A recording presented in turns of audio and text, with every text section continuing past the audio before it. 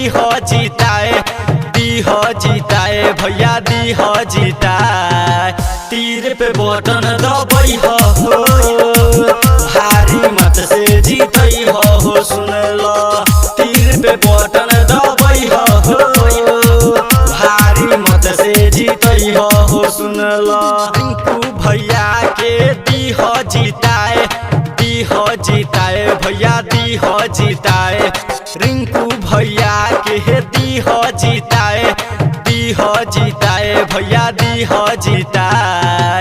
तीर पे बटन दबाई हो भारी मत से जीतई हो सुन लो। तीर पे बटन दबाई हो भारी मत से जीतई हो सुन लो। हमारा विधायक कैसा हो रिंकू सिंह जैसा हो, हमारा विधायक कैसा हो रिंकू सिंह जैसा हो। वाल्मीकि नगर क्षेत्र की जनता जिंदाबाद जिंदाबाद जिंदाबाद। इनका से नीमन केहू ना मिली, बेटा बाड़े गरीब के रोजी रोजगार खूबे विकास करी है, देखी है सबके करीब से। घरे घरे बिजली लगई है, गाँव मोहल्ला सब जमगई है। विरोधी पार्टी के दी हो बताए भैया दी हो बताए।